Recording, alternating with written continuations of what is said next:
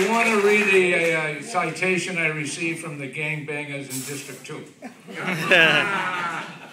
No joke. I want to thank the Emerald Society, especially Billy Kelly and Doc Welby and the Board of Directors for nominating me for this prestigious award. I really appreciate it. But I don't do this work alone.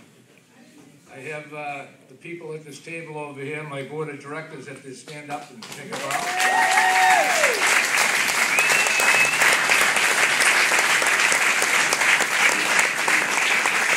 Rita Foley's at the bar.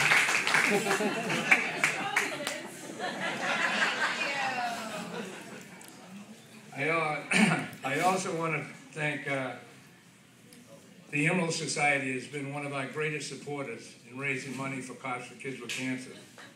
Danny Adams and Sean McCarty, they put on that 5K road race each year, halfway to St. Patrick's Day.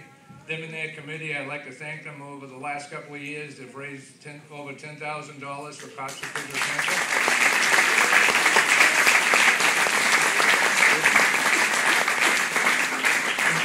Just to remind you, the road race is coming up September 28th, Sunday, September 28th, for all you runners to get in on it.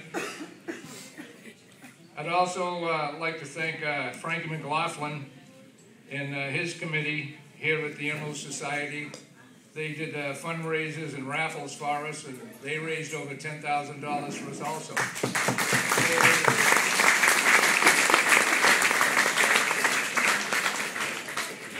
And our new president here, Mike McDonough, he's down in District 4.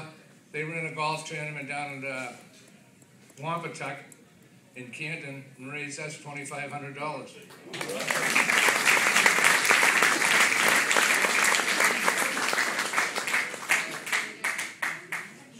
This is how we raise money. We go around everywhere and to everyone, and the hardest thing in the world is trying to raise money, as you know, in this economy.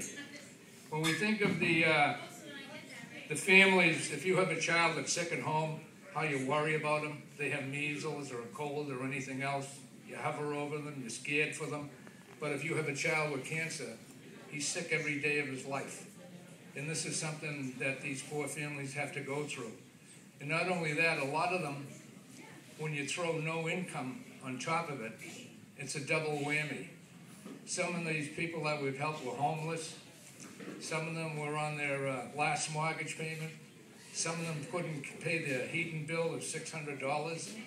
I nearly had a stroke when I saw mine last month for $600. Some of them have their cars repossessed. Some of them can't pay their parking fees at the hospitals that they go to. So that's where we come in. And last year, well, I'll just tell you about a couple of cases. There was a little 14-year-old girl down in Fairhaven. She had bone cancer. She was playing softball one day, and the softball hit her in her ankle, and she went down. And the next morning, she got up and said to her mother, "Mom, I can't feel my leg. It's numb." She said, "Is the ankle that you could hit with the softball?" She said, "No, it's the other one." So they brought her to the hospital. They found out that she had bone cancer, and it was near her ankle. Now, there's two things that they can do. They can take a cadaver bone and take the old bone out of your leg and replace it with a cadaver bone. But hers was so close to her ankle that if she did that, she'd limp the rest of her life. Her other option was to have her leg cut off and have a prosthesis. And this is what this poor girl had to make up her mind what to do. These kids are so courageous, you can't, she had the greatest outlook in life that I've ever seen. A month and a half later, I'm at the Children's Hospital making a donation to a young child up there. And here she comes with her mother.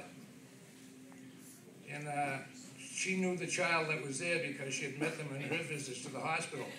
And I said to the mother, "Did you just come into the hospital and make a visit?" And she said, "No, she's having her leg cut off at 2 o'clock. And this is the courage these kids had. And she was so upbeat about it. And with me was Billy Coulter, Lieutenant Detective from the State Police, who's gone through cancer and all kinds of treatments. And he says, I never saw anyone like that. And last month, a little girl, Vietnamese, 14 years old, up in Lowell, she has a new form of cancer. It's a lymph node type of cancer that they haven't even named yet, and they have no cure for it. And she was so sick she couldn't leave the house. Usually we make donations in the police stations where the kids come from. And they come and we get the local police involved with them. And she couldn't leave because she was so sick and there's no cure for her. 14 years old, little Vietnamese girl, cute as a button, great outlook in life. She wanted to be a doctor, and that's what she was going to be. But her house was being foreclosed on, and they were going to lose the house. So the $5,000, we give every family $5,000 because anything less is no good. And last year, we were able to give, I think, 36 families $5,000 each for $180,000.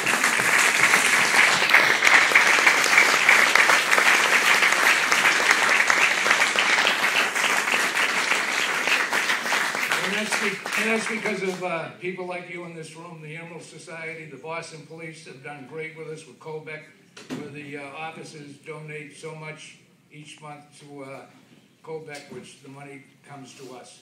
And I want to thank you all. I want to thank the Emerald Society, the Boston Police, and everyone here that helps out cops for kids with cancer. We really appreciate it. Thank you very much.